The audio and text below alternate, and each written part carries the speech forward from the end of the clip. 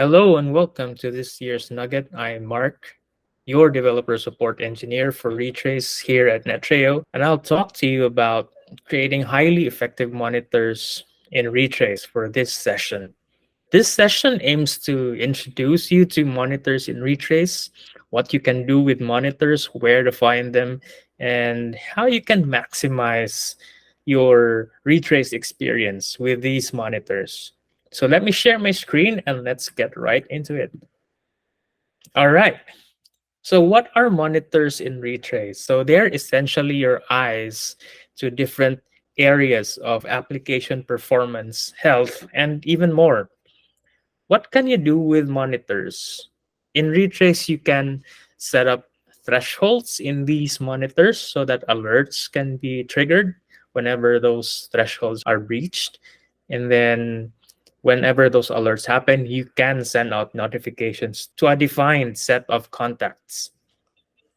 So where can you find the monitors in Retrace? They're essentially everywhere.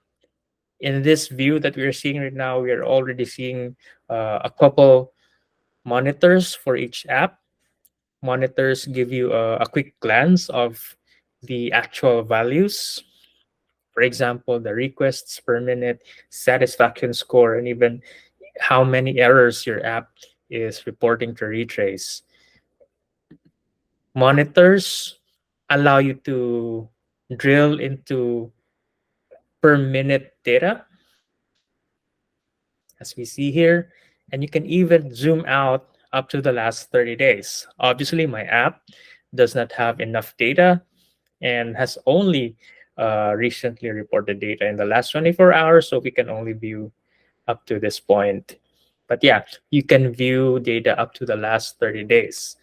Monitors are available for every resource in Retrace, whether it be for your application, your servers, and even non-web applications. To make it simple, we can categorize monitors in Retrace into three types. We begin by looking into the first type, which is about server monitoring. Let's have a look at our servers.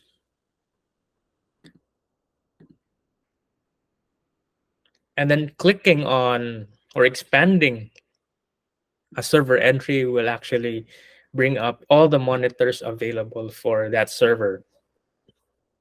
Clicking on a server would also bring you to its own dashboard that will also show you the same set of monitors and other information that our agent has obtained from that server.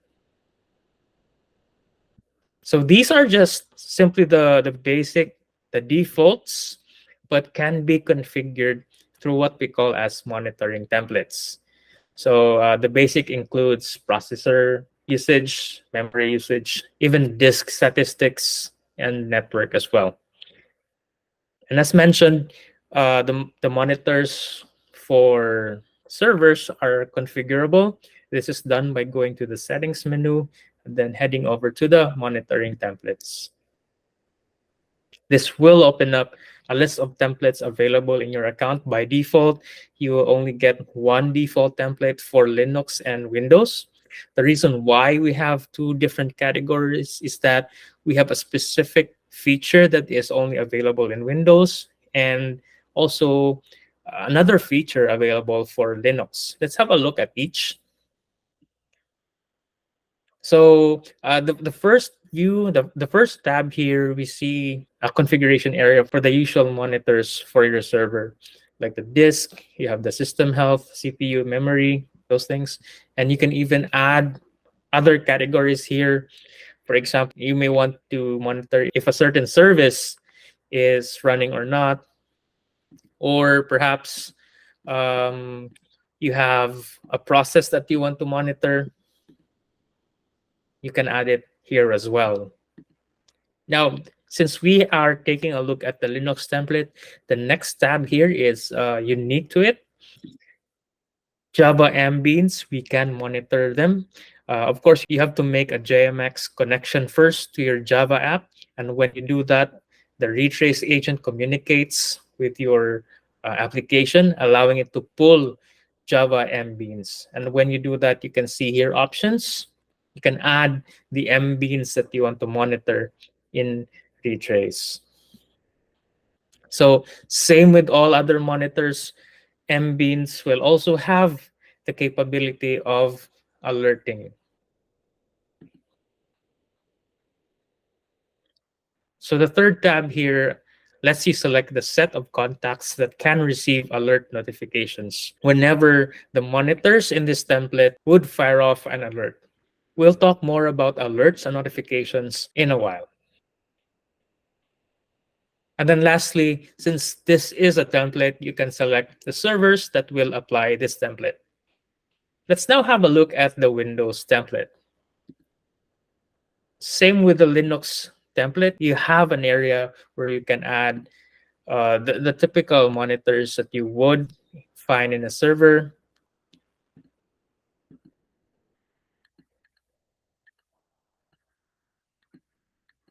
And what's unique about Windows monitoring templates is that you can also use performance counters. So this is essentially the same counters available in Windows Performance Monitor. So if you are using counters to monitor your servers internally, or you want certain data that isn't available in the regular monitors for servers, you can definitely check this out and add as part of your monitoring configuration. And then like with the Linux template, you can set a notification group for alerts and then select the servers that will apply the said template. Now, in Retrace, a server can only apply one template at a time. So if you decide to move one server from its original template to this one, it will automatically remove it from the original template and then move it or apply this template to that new server. I'll just undo what I did and revert it back to the original template. And there we go. So again, these are monitors that are specific to a server. And whenever these monitors would trigger an alert, the alert will appear under a server and all other apps that belong to that particular server. Moving on, the next type of monitor that I want to tackle would be the resource monitors. If you head over to the monitoring menu, you will find a section about resource and app monitors.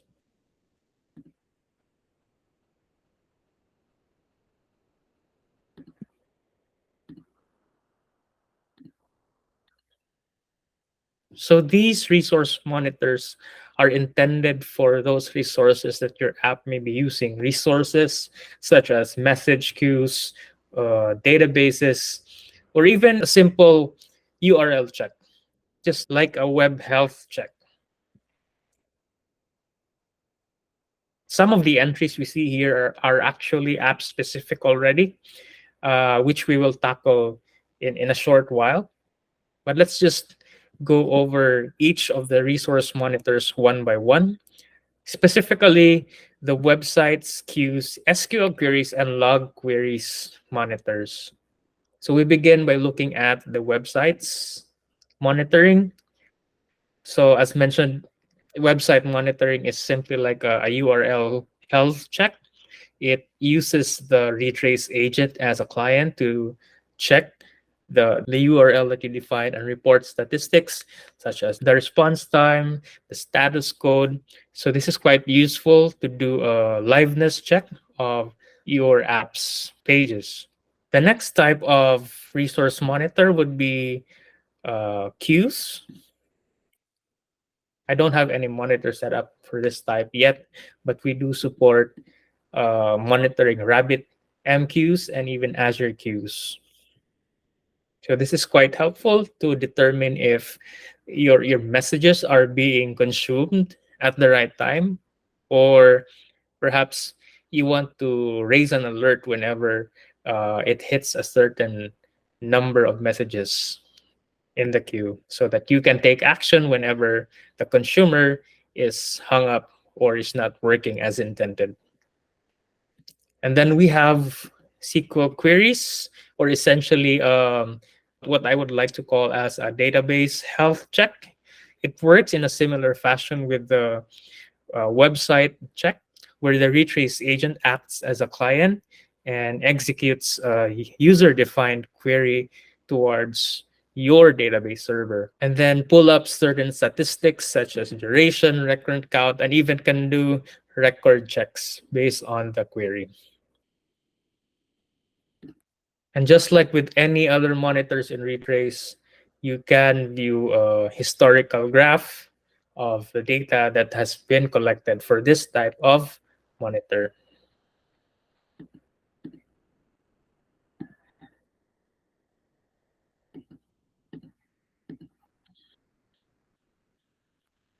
Next up, we have what we call as a log query. So this is quite useful if you are already sending logs to Retrace. And if you don't find a specific monitor available and you can find that information in the logs, for example, there are certain events from Windows application logs, and you want to raise an alert whenever certain events in the event log would occur, then this is a particular use case where you can use log query monitors. So how this works is you essentially define a log query, and based on the number of hits or the number of matches for your query, you can define alerts.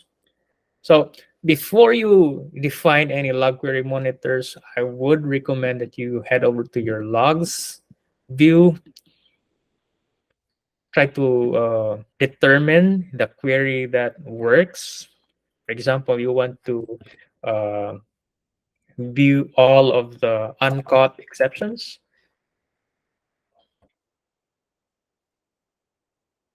right? And I want to be notified whenever these uncaught exceptions would happen, or a specific text in the error.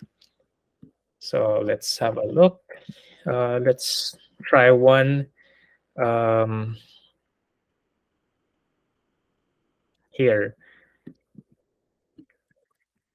Let's use this tag.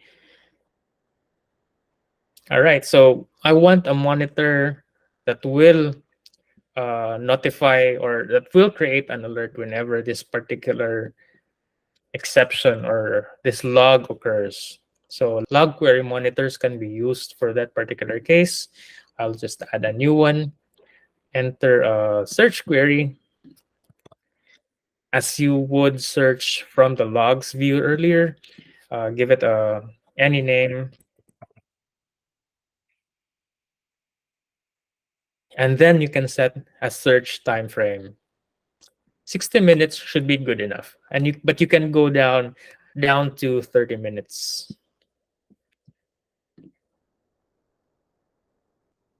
And once you do that, you can then set the thresholds whenever a match occurs. So you can set alerts.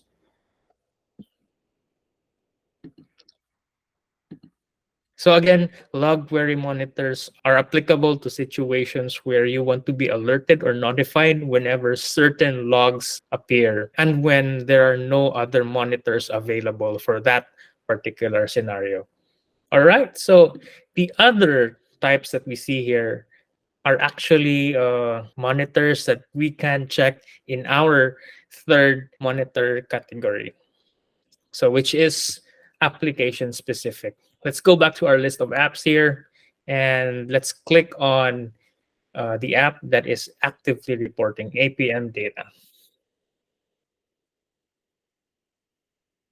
Application specific monitors are those monitors that mainly rely on the APM data provided by the agent. To view all the monitors available for your application, you head over to the monitoring tab here.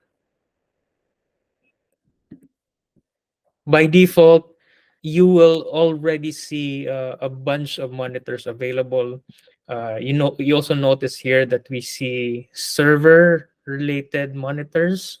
Well, essentially, these resources would have an impact on your application. For example, CPU and memory, when they spike for a long time, that could potentially crash your application or even make some of the requests fail. So we see it fit for server monitors to be part of the application monitors. So aside from these server monitors, you have those specific to the application, key transactions, errors, for example. So the monitors that we see here aren't actually limited to these things. And same with monitoring templates, you can add as many monitors as you see fit. To do that, you head over to the top and click on Configure. And you'll see a very familiar interface with the monitoring templates, but you will have more options here. Let's go through each of the tabs one by one. Now you have here the app tab, which are monitors that are very specific to the application. Some options here are only available for certain application types. Like for example, this is a .NET app. So we are seeing here .NET CLR groupings and even ESP.NET groupings, and even for the app pool and the site. Now each type of app may have a unique type of monitor available, or they will have a generic monitor that you can use. Next is key transactions. What are key transactions? So key transactions could be a request or an SQL query that you think is important for your application. Requests that would make or break your app. So whenever a request would fail consecutively, that would mean that your app is not working as intended, or your app could be crashing if ever one of those key transactions would fail. Now, you can actually create a key transaction. Let's close this one and create a key transaction from requests and a key transaction from an SQL query. So to do that, we have to go to the performance tab first and take a look at the server requests. A real app in production would obviously have more than 3 requests. It could be even hundreds or even thousands. And it's important to identify which requests are actually considered critical or very important for your application. So that's why key transactions are available, so that you have a closer view on those important transactions. So for example, we have here a request to the privacy page. And let's just say that this is a critical transaction for our application, so that whenever it slows down or the requests start to fail, it will break the application. So we are going to create a key transaction for this one. So we do that by clicking on the key transaction option here near the request title. So clicking it would bring up this model again, the configuration model, and now you get a new grouping here. In addition to the all requests, you have a specific grouping for this request where you can set thresholds for the monitors. So request per minute, satisfaction score, percentages, error percentages, and then average load times. Clicking on save would add this particular grouping to your monitoring for this application's monitoring. Now let's try to create a key transaction from an SQL query. And fortunately, we also have a sample query in this particular request that I want to keep track of. So if you hover your mouse over any SQL queries, you will be presented with an option to open the queries page. So this is the SQL query dashboard, where you can find statistics about this query, where the query was executed, those things. And among those things, you can also create a key transaction out of this SQL query. And just like with the request, you can set monitoring thresholds for the average query time and the queries per minute. Clicking on save will add these monitors under this app's monitoring.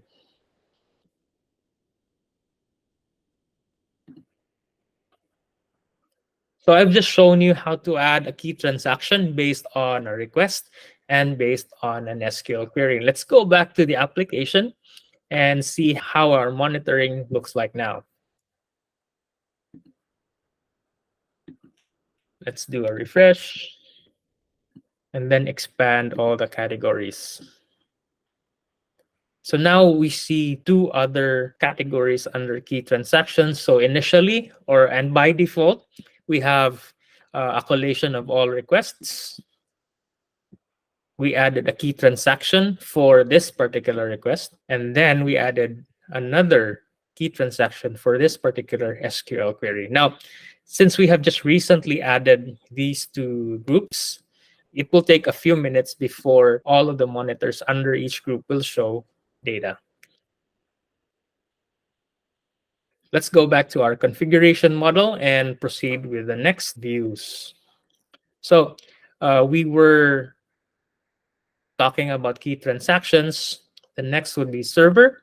Now, actually, the next two here, server and performance counters, are quite similar to the ones we have in monitoring templates. The only difference between the two is that when you set the server monitors and the performance counters here, they will alert under the application. While the other one, if you set monitors from server and performance counters from the monitoring template, whenever alerts occur, the alerts will be associated with the server and all other apps under that server. So again, whenever alerts occur and you have set the server monitors and performance counters under the application performance configuration, alerts only occur under the context of this application. Now, there are also specific instances when you would want performance counter monitors under this application and not in the monitoring template. One example for that would be the .NET data provider for SQL Server, or other counters that require a specific instance name. Moreover, instance names that are dynamic, that change as processes are restarted. Retrace is capable of identifying the instance name in counters that are dynamically named. However, the counters have to be configured under the context of the application and not in the monitoring template.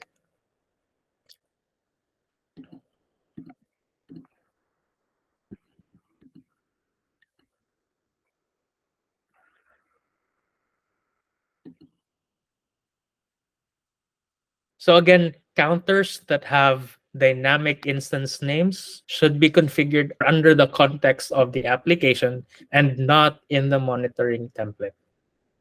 So moving on, we have custom metrics. Custom metrics are actually part of the application's code. It's a feature introduced by one of our packages named Stackify Live. It's a NUGGET package that you add to your application, and you can do a lot of things with it, sending logs to Retrace and custom metrics. So custom metrics are trigger-based monitors that you can include in your application. So whenever those triggers occur, data for custom metrics are generated. An example custom metric is a counter, where whenever a trigger occurs, a counter would increment by 1. Let me open up another app that has custom metrics defined.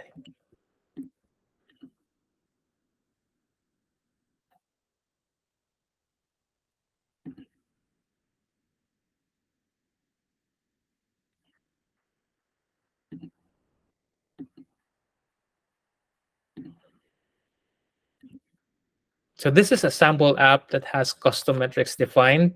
It uses counters, and you can actually set a sensible name for those counters for the custom metrics. And same with all other monitors, you can set thresholds for this one.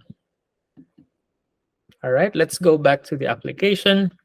Next tabs would be the errors and resources, and then notifications. So errors are essentially just the error rates. If your app is reporting any errors, you can set various thresholds for that. And resources tab, this is actually related to the resource monitors that we talked about earlier. So we recommend that if the resource monitors you defined earlier are actually associated with the application, then you add those monitors here as well. You make a connection from the resource monitor to this application monitoring configuration. For example, let's have a look at the database queries, and let's look for an existing one and associate it with this application.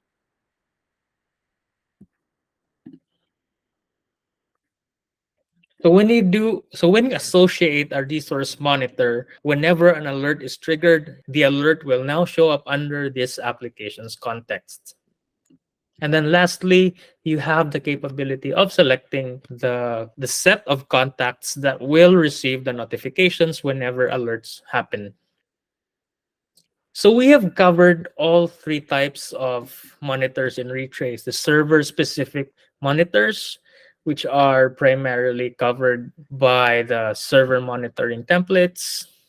And then we have resource-specific monitors that are aimed at monitoring resources that an app generally uses, like message queues, databases, and even the capability of doing URL checks. And then we have application specific monitoring, which are directly related to application performance, like request per minute, satisfaction score, error rates, and average page load time. And then how you can integrate other monitors, such as from server monitors, performance counters, and even resource monitors into your application monitoring configuration. Now, the next step of monitoring is actually setting mechanisms that would trigger whenever values are in an abnormal state. Or, in other words, an issue is about to happen or has already happened. Now, that is where alerts and notifications come in. Now, the next step of creating highly effective monitors is to know the problematic values across the monitors and to set up alerts and notifications so that the right people are notified of these alerts at the right time.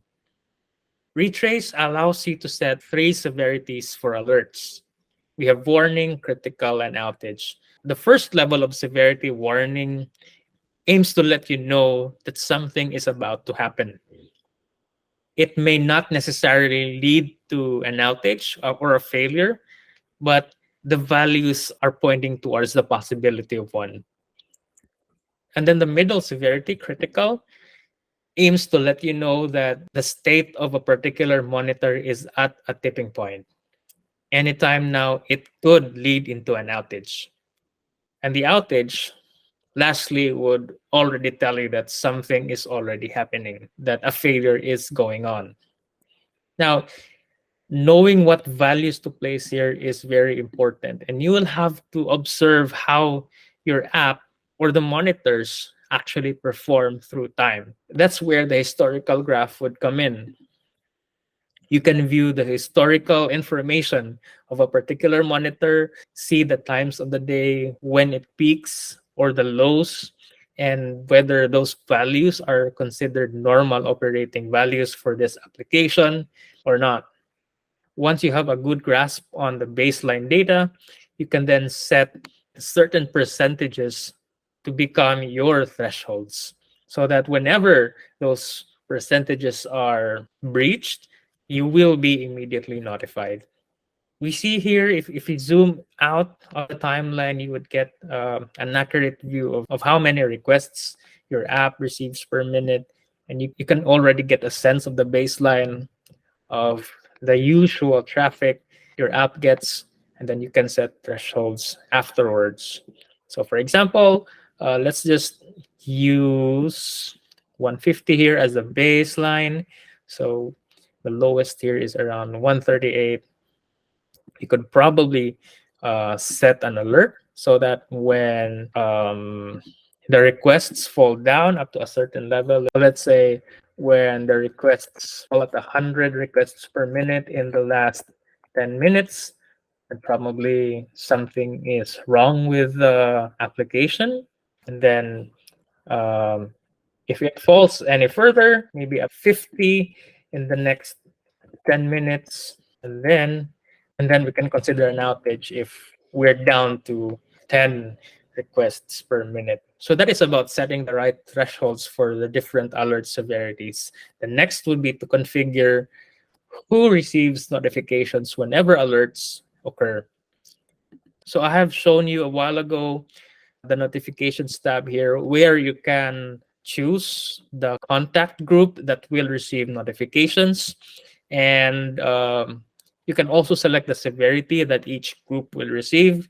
You can configure a group for to handle the lower severities or the initial alerts, for example. And you can also create a group that will only handle critical and outage alerts. It really depends on your setup. If you have a certain team to handle all types of severities, or you have a tier one and then a tier two group to answer the more critical or more severe alerts. You also see here an option to allow error notifications to go out. So what this does is that whenever your app reports new errors, those that are subscribed will receive notifications about it. So this is quite helpful if you are expecting your app to run without any errors at all, or at least during your tests, you're able to resolve the errors that you saw. And in production, you're not expecting any errors to go out. So in the event that when errors are reported, a notification will be sent out to the notification group, and they will know about the error. So how do you configure a notification group? Notification groups are found under the settings menu, manage, and then notification groups. You can create as many groups as you want, and depending on your setup. A notification group can have as many contacts as well. You can add any existing users under your account, or you can add even an email or a phone number that isn't even registered under your account. You can do that. And we have several integrations. We have Slack integration. We also have generic webhook integrations if in case you're using another service that uses generic webhooks. For each contact, you can select what type of notification that contact will receive, from alerts to reminders, even to clears and new and regressed errors. So in this contact group, you can also assign them with an application template. So this view here is quite similar to the application configuration model, where you can select a notification group for that particular application. Whereas this one, it's matching a notification group with the application from the notification group settings. And then you can also assign the notification group to a server template from here as well, and with the resource monitors. So now that we have configured monitors, set alert thresholds, and then assigned a set of contacts that will receive alert notifications, let's head over back to our list of web apps. Whenever alerts are triggered, there will be an indicator that will show you the severity of the alert. This here is an example showing that there is an outage alert for this application. The other two here are alerts pertaining to critical alerts. Let's head over to this application and view the monitor that triggered the outage alert.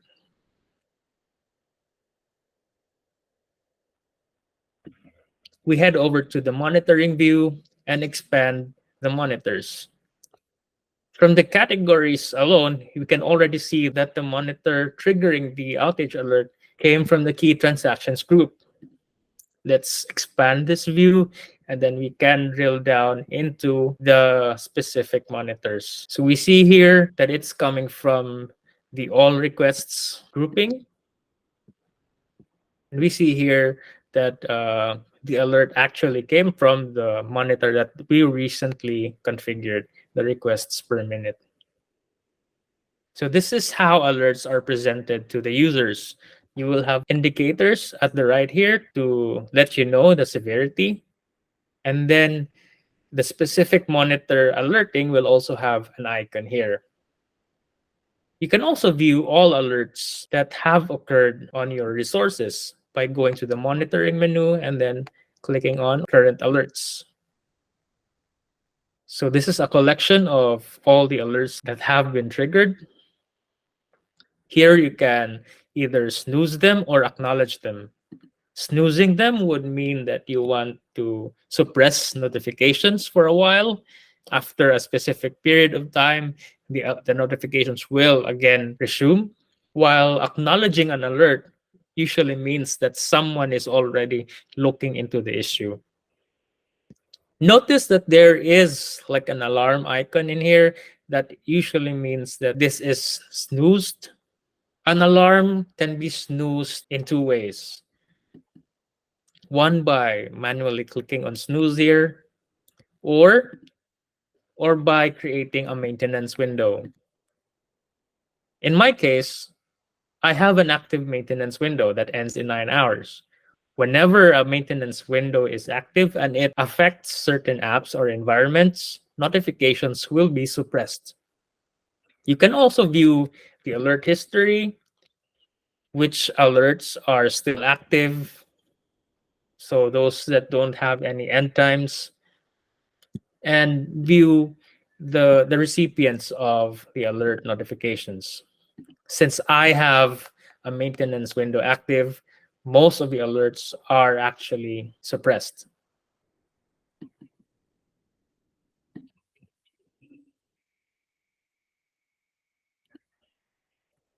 So I have shared with you how monitors work in Retrace, where to find them, how to set them up, set up alert thresholds, and pair them with a set of contacts who will receive alert notifications. And I hope this session has been very insightful to everyone, and make the most out of Retrace by integrating these resources into your monitoring configuration. This has been Mark, your Retrace developer support engineer. Have a good day.